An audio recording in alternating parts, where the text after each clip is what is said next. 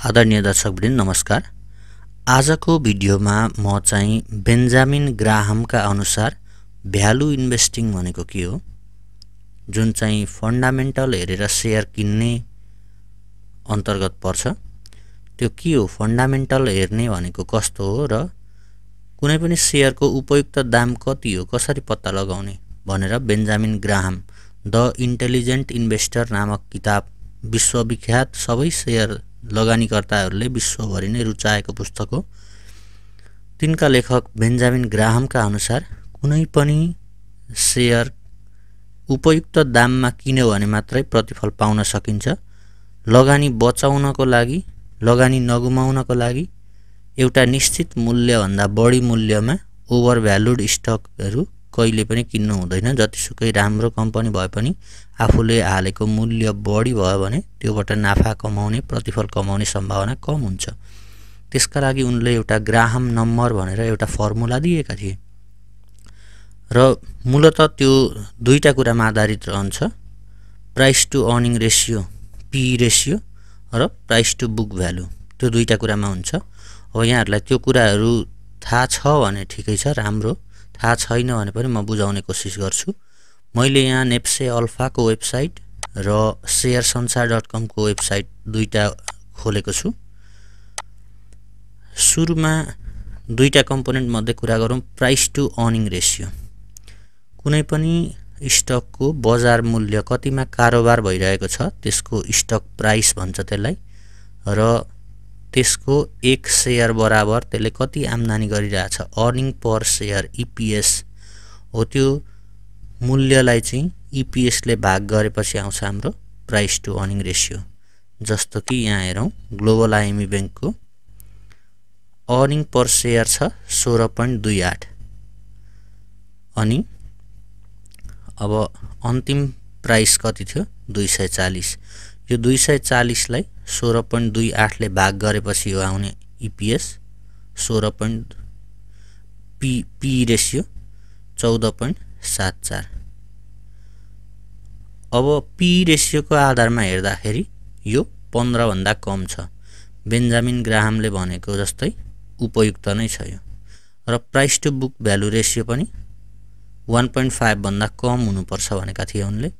त्यो आधारमा हेर्दा global IME bank under valued नै देखिन्छ। मैले ग्लोबल आइएमई बैंककै मात्र एक्जाम्पल दिएर ग्लोबल आइएमई बैंक किन्नुहोस् राम्रो हुन्छ भन्न खोजेको होइन। अरू कम्पनीहरू हेरौँ हामीले सबै, यो कमर्सियल बैंकहरू भयो। अब यहाँ सबैभन्दा बढी मूल्यदेखि सबैभन्दा कम मूल्य, अब एभरेस्ट बैंकको सबैभन्दा बढी 631 रहेछ र सबैभन्दा कम मूल्य कुमारी बैंकको 184 रहेछ। अब 184 सबैभन्दा कम मूल्यको कुमारी बैंक पो किन्दा उपयुक्त हुन्छ कि धेरै किता शेयर आउँछ भन्ने लाग्न सक्छ नयाँ नयाँ लगानीकर्ताहरूलाई। त्यो हो कि होइन त, हामीले बेन्जामिन ग्राहमको फर्मुला अनुसार त्यो कतिको सत्य हो त, त्यो हेर्नका लागि मैले नेप्से अल्फामा केबीएल कुमारी बैंक राखेको छु। कुमारी बैंकको प्रति शेयर आम्दानी इपीएस 8 रहेछ र अन्तिम मूल्य 184। यो 184 लाई 8 ले भाग गरेपछि आयो यो पी रेसियो 15 भन्दा कम हुनु पर्थ्यो, 22 छ। यसको मतलब यो अलिकति ओभर भ्यालुड छ पी रेसियोका आधारमा, तर प्राइस टु बुक रेसियोका आधारमा चाहिँ अलिकति अन्डर भ्यालुड नै छ। 1.5 भन्दा कम हुनुपर्ने भनेको थियो, त्यो ठिकै छ। अब यहाँ तपाईहरुले लगानी गर्दा आफ्नै योजना बनाउनु पर्ने हुन्छ। कुनलाई प्राथमिकता दिने, मूल्य आम्दानी अनुपात पी रेसियो हेरेर लगानी गर्नुहुन्छ कि प्राइस टु बुक रेसियो हेरेर गर्नुहुन्छ कि अथवा दुईटै हेरेर गर्नुहुन्छ भने प्राइस टु अर्निङ रेसियो र प्राइस टु बुक रेसियो यो दुईटैलाई गुणा गर्ने अनि 22.5 ले गुणा गर्ने, त्यसको रुट स्क्वायर पत्ता लगाउनु पर्यो। त्यसको स्क्वायर रुट जति हुन्छ त्यो नै ग्राम नम्बर हो। अब बुक भ्यालु 142 छ, यसको मूल्य 184 छ। बुक भ्यालुको आधारमा अन्डर भ्यालुड नै रह्यो। अब हामीले त्यसै गरी यो सबै हिसाब तपाईहरुले गरिराख्नु पर्दैन म्यानुअली कन्सेप्ट भनिहाले मैले यो नेप्से अल्फामा चाहिँ अल्फा स्क्रिन भन्ने एउटा ट्याब छ यसमा चाहिँ तपाईले फन्डामेन्टल्सका आधारमा अथवा टेक्निकल एनालाइसिसका आधारमा कुन चाहिँ स्टक यो भन्दा माथि छन् यो भन्दा तल छन् भनेर क्राइटेरिया सेट गर्न सक्नुहुन्छ स्टक स्क्रिनरमा गएर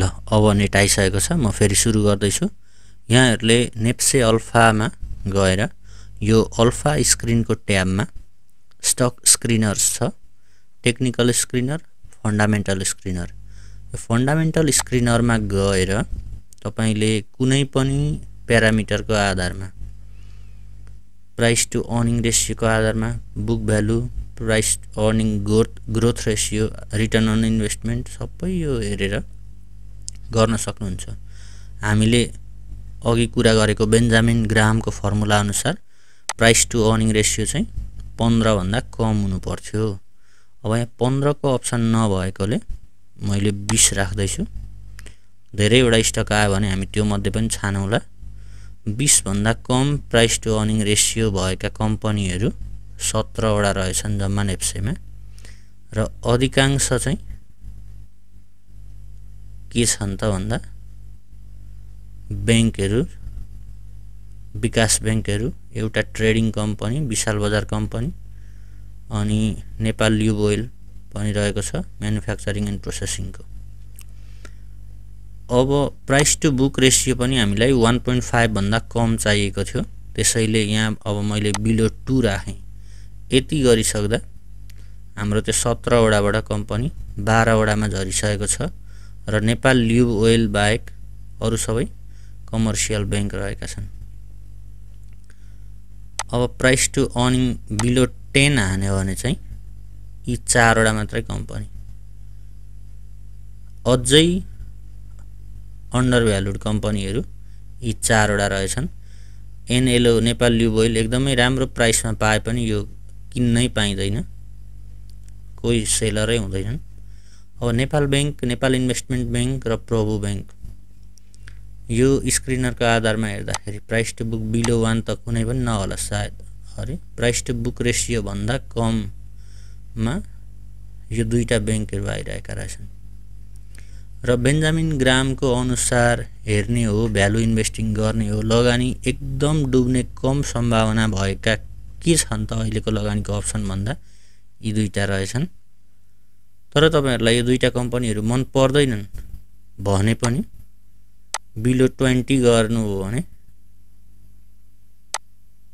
र यो बिलो 2 गर्नु हो भने अप्सनहरु धेरै आउँछन् यिनीहरु मध्ये कुनै पनि कम्पनी किन्नु भयो भने यहाँहरुको लगानी डुब्ने सम्भावना कम हुन्छ र यहाँहरुलाई यो देखि बाहेक कसरी चाहिँ तपाईहरुले लगानीको रणनीति बनाउनु हुन्छ के आधारमा चाहिँ कम्पनी किन्नु हुन्छ यो मैले भनेको तरिकाहरु किन ठीक छैन जस्तो लाग्छ त्यो पनि कमेन्ट गर्नु होला अब यो त भयो फन्डामेन्टलले स्क्रिन गर्ने अब टेक्निकल मा पनि सजिलो टेक्निकल एनालाइसिस धेरै कम्प्लेक्स कुरा हो गाह्रो कुरा हो तर एउटा टेक्निकल एनालाइसिसमा यो 30 देखि 70 भनेको मिड रेन्ज हो 70 देखि 100 भनेको अब ओभरसोल्ड यो के रे ओभरबोट रिजन भो 0 to 30 ओभरसोल्ड भो 0 देखि 30 तिर छ भने यी कम्पनीहरु किन्दा राम्रो हुन्छ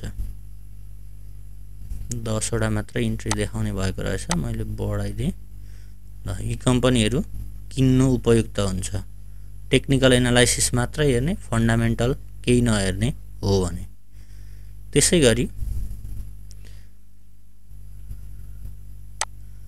अब 70 to 100 यी कम्पनीहरु छन् भने एउटा मात्रै कम्पनी रहेछ हिमस्टार यो चाहिँ टेक्निकल एनालाइसिसको आधारमा बेच्नु उपयुक्त हुन्छ यो अब किन देखायो यहाँ हेरौं हिमस्टार भन्ने कम्पनीको अर्निङ पर शेयर पनि छैन यो पनि छैन केही पनि छैन यो नयाँ कम्पनी जस्तो छ 693 सम्म गएको रहेछ कम्तिमा 267 सम्म छ अब यदि तपाईसँग अहिले यो शेयर यो कम्पनीको स्टक छ भने बेच्नु उपयुक्त हुन्छ। टेक्निकल एनालाइसिस मात्रैको आधारमा यो एकदमै सजिलो हो। अरु पनि विभिन्न तपाईहरुले यो मुभिङ एभरेज 50 दिनको 20 दिनको त्यो पनि गर्न सक्नुहुन्छ। लास्ट ट्रान्ज्याक्सन प्राइसकै मात्रै आधारमा पनि गर्न सक्नुहुन्छ। यसको आफ्नै रेन्ज एबो 500 बिलो 500 त्यो अनुसारले नि गर्न सक्नुहुन्छ। यहाँहरुले एकचोटी प्रयोग गरेर हेर्नु होला र यी फन्डामेन्टल एनालाइसिस को आधारमा गरेको लगानी चाहिँ डुब्ने सम्भावना किन कम हुन्छ भने जस्तो मैले price to book ratio below ल यो कम्पनीहरु मानिलिउँ तपाईले एनएमबी बैंक किन्नुभयो 238 मा। मैले बिचको एउटा राख्दै एनएमबी बैंक को प्रति शेयर आम्दानी 17 छ र पी रेशियो 13-15 भन्दा कम, प्राइस टु बुक रेशियो यो भन्दा कम छ। तपाईले 238 मा किन्नुभयो। मानिलिउँ यो कम्पनीको शेयर घटेर 220 भयो भने के हुन्छ, प्राइस टु बुक रेशियो पनि अझै कम र प्राइस टु अर्निङ रेशियो पनि अझै कम हुन्छ।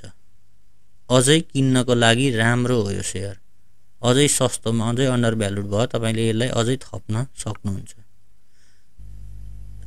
यति बेला चाहिँ तपाईलाई यो पैसा यस्तो पैसा चाहिँ हाल्नु भएन कि जुन तत्कालै चाहिन्छ। त्यस्तो भयो भने चाहिँ तपाईले घटेको बेला अब बेच्नु पर्यो भने घाटा हुन्छ। नत्र भने चाहिँ 220 मा झर्यो अझै किन्दै जाने, 200 मा झर्यो 180 मा झर्यो अझै राम्रो बाइ हुन्छ। जबसम्म त्यसको त्यो बैंकको वित्तीय विवरणमा अर्निङ पर शेयरहरु अनि बुक भ्यालु घटेर आउँदैन, नयाँ रिपोर्ट आउँदाखेरि त्रैमासिक रिपोर्टमा, तबसम्म मूल्य घट्दै जानु भनेको बुझ्ने लगानीकर्ताहरुको लागि एकदम राम्रो हो। उति नै पैसामा अझै बढी किन्न पाइन्छ। जो आत्तिएर बेच्छ, जसले त्यो कुरा थाहा नपाई सस्तोमा अब गाह्रो परेर बेच्छ, उसैले नै हो पैसा गुमाउने।